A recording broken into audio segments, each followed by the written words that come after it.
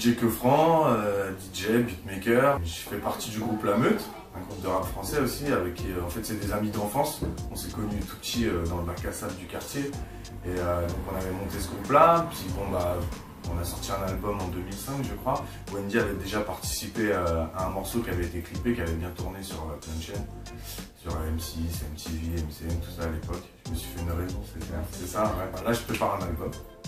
Tu vois. Donc c'est le premier single en fait. Wendy, chanteuse, auteur, compositeur, en collaboration sur ce morceau avec Keufran. Je fais des cœurs pour plein de gens, je fais de la musique pour moi-même aussi. Et donc ce genre de collaboration sont toujours les bienvenus.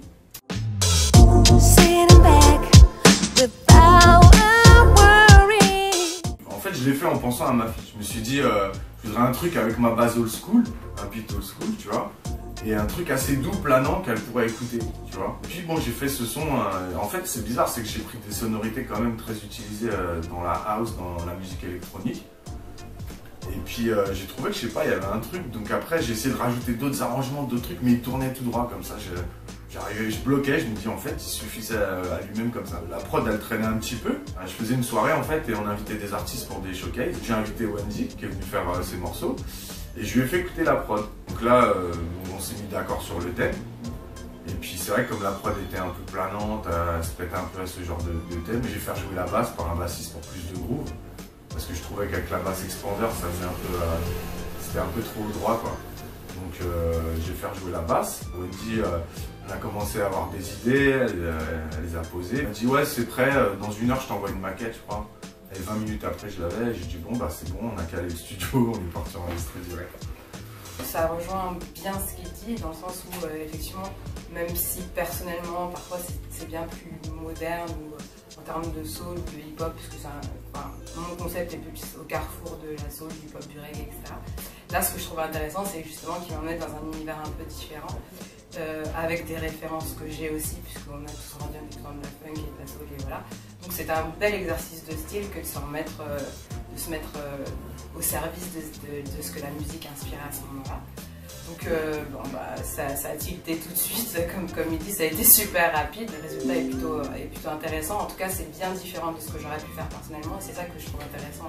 En tout cas, dans les collaborations, pour moi, c'est ça qui est important. C'est familial, c'est avec des ingrédients qu'on connaît, des référencements qu'on a depuis l'enfance, ça marche.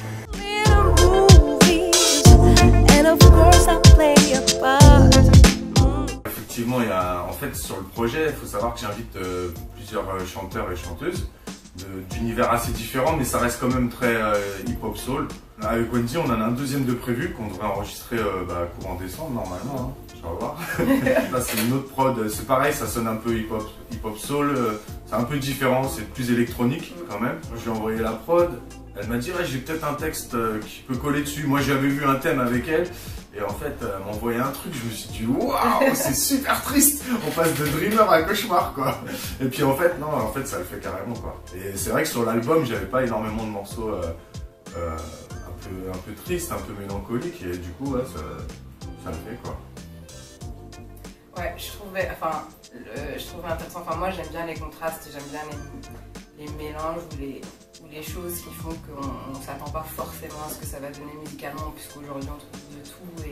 Et voilà, donc dans la recherche, en général, c'est essayer de trouver ce qui peut contraster. Et effectivement, l'instru est plutôt, n'amène pas du tout le thème que j'ai abordé dans la chanson, mais c'est ce qui va lui donner sa particularité, enfin, selon moi, en tout cas.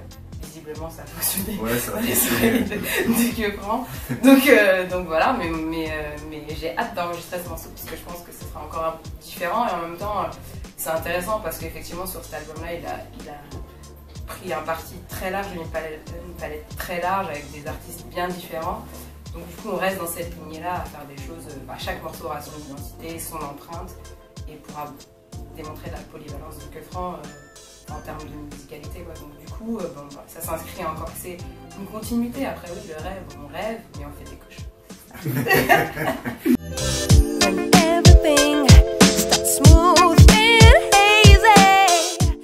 Bon, pour la sortie, j'espère le sortir avant la fin 2016. Donc là il y a encore plein de morceaux, encore d'écriture, encore d'enregistrement, de mix. Il y en a plusieurs qui sont déjà enregistrés. Et en fait, le principe, c'est que je vais sortir 4 singles. Donc Dreamer, c'est le premier. Ensuite, il y a un morceau Kiss Me avec Stani, qui est beaucoup plus moderne. Ça reste toujours hip-hop soul, mais avec un beat un petit peu trap. Après, il y a un morceau un peu plus funk avec Mr. Melvin. This is my life, il s'appelle. Ouais. Après, j'ai un morceau avec Mademoiselle ici. Et donc, en fait, je vais sortir ces 4 singles jusqu'à l'album. C'est une palette assez différente d'artistes. Donc, ils ont tous leurs petites particularités. Moi, je ramène les prods, dans le sens où j'essaye quand même de coller à leur personnalité avec les prods. C'est-à-dire que je leur impose pas un truc, mais en même temps, j'essaie de les emmener sur un terrain différent sur lequel ils ont l'habitude d'aller, de pratiquer. Et en fait, après, ils me ramènent leurs textes, leurs thèmes, on se met d'accord, ils écrivent en principe. Et puis après, voilà, ça part comme ça, quoi. Donc ouais, ça sera assez large. C'est-à-dire que ça sera un mélange old school, new school, très hip-hop soul et funk, mais assez électronique dans l'ensemble.